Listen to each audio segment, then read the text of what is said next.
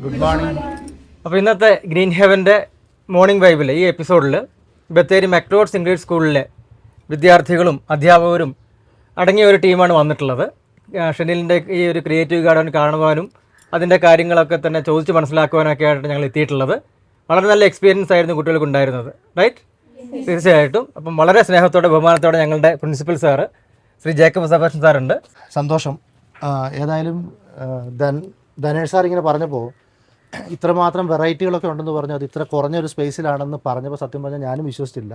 ഇവിടെ വന്ന് കണ്ടപ്പോഴാണ് സത്യത്തിൽ ഇതിൻ്റെ ഒരു ഗാംഭീര്യത മനസ്സിലാവുന്നത്. വളരെ കുറഞ്ഞ സ്പേസിൽ താഴേക്ക് നോക്കിയാലും സൈഡിലേക്ക് നോക്കിയാലും മുകളിലേക്ക് നോക്കിയാലും എല്ലാം അടുത്ത കാലത്തൊന്നും സ്ഥിരമായി കണ്ടു പരിചിതമല്ലാത്ത ഒരുപാട് വെറൈറ്റി ചെടികൾ കാണാൻ കഴിഞ്ഞു. അതിൻ്റെയൊക്കെ ഡീറ്റെയിലേക്ക് പോകാൻ നിന്നാൽ എനിക്ക് തോന്നുന്നത് ഒരു ദിവസം ഇതിനെ സംരക്ഷിക്കാൻ 6 മണിക്കൂർ 7 മണിക്കൂർ വേണമെന്ന് പറഞ്ഞു. അപ്പോൾ ഇതൊന്ന് കണ്ടു തീർക്കണം എനിക്ക് തോന്നുന്നത് ഒരു 6-7 ദിവസമെങ്കിലും നിന്ന് കഴിഞ്ഞാൽ മാത്രമേ നമുക്കിത് പൂർത്തിയാക്കാൻ കഴിയുള്ളൂ. അതുകൊണ്ട് തീർച്ചയായിട്ടും നമ്മൾ വീണ്ടും ഞങ്ങൾ ഈ ബാച്ചും വീണ്ടും മറ്റു ബാച്ചുകളും ഒക്കെ ആയിട്ട് ഇത് കാണാൻ വേണ്ടിയിട്ട് തീർച്ചയായിട്ടും വരും. ഏതായാലും ഇതൊരു വളരെ നല്ലൊരു ഇനിഷ്യേറ്റീവാണ്. കാരണം ഒരുപക്ഷെ അന്യം നിന്നു പോകുന്ന ഒരുപാട് സ്പീഷ്യസുകളുണ്ട്. ആ സ്പീഷ്യസുകളൊക്കെ നാളെ ഒരു പക്ഷേ വീണ്ടും നമുക്ക് തിരിച്ചെടുക്കണമെന്ന് പറഞ്ഞാൽ ഇത്തരത്തിലുള്ള ഇനിഷ്യേറ്റീവ് എടുക്കുന്ന ആരുടെയെങ്കിലുമൊക്കെ കഠിന പ്രയത്നം അതിൻ്റെ പിന്നിൽ ഇല്ലെങ്കിൽ നമുക്കത് നഷ്ടപ്പെട്ടു പോകുന്നതാണ്. തീർച്ചയായിട്ടും ആ ഒരു ഇനിഷ്യേറ്റീവിന് സ്കൂളിൻ്റെ ഭാഗത്തുനിന്ന് ഞങ്ങളുടെ ഓരോരുത്തരുടെയും വ്യക്തിപരമായിട്ടുള്ള വളരെ അഭിനന്ദനം അറിയിക്കുന്നു. ആയുർവേദത്തിൽ ഏറ്റവും കൂടുതൽ മെഡിസിനായിട്ട് ഉപയോഗിക്കുന്ന തരം പ്ലാന്റുകൾ ഇതിനകത്ത് ഉണ്ടെന്നാണ് ഞാൻ മനസ്സിലാക്കുന്നത്. സുഹൃത്തുക്കളാണ് ധനേഷ് സാറെന്ന് മനസ്സിലാക്കുന്നത്. അതുകൊണ്ട് തന്നെ ഇവരൊക്കെ പലപ്പോഴും ഇവിടെ വരുന്നവരാണ്. നമുക്കും തീർച്ചയായിട്ടും സ്കൂളിലും നമുക്ക് ഇതുപോലത്തെ ഒരു ചെറിയ ബോട്ടാണിക്കൽ ഗാർഡൻ ഞാൻ ഓൾറെഡി ടീച്ചറോട് പറഞ്ഞു കഴിഞ്ഞു. നമ്മുടെ ക്യാമ്പസിലുള്ള എല്ലാ ചെടികൾക്കും നമുക്ക് പേരിടണം. കാരണം ഞാനതാണ് ചോദിച്ചത്. നമുക്ക് പലപ്പോഴും ഒരാളെ നമ്മൾ ഇഷ്ടപ്പെടുന്നുണ്ട്, അവരെ കണ്ടാൽ നമുക്കറിയാം, പക്ഷേ അവരെ നമുക്ക് കൂടുതൽ ഇഷ്ടം തോന്നുമ്പോൾ നമ്മളവരുടെ പേരന്വേഷിക്കും.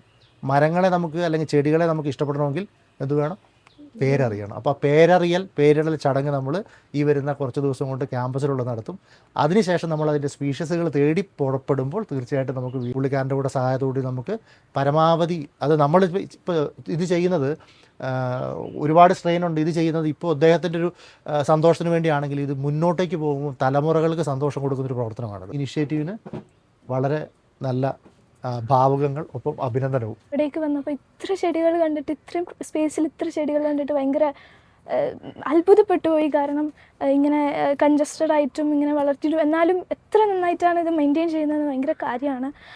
അഭിമാനിക്കുന്നു ഈ ഒരു ഓപ്പർച്യൂണിറ്റി കിട്ടിയതിന്.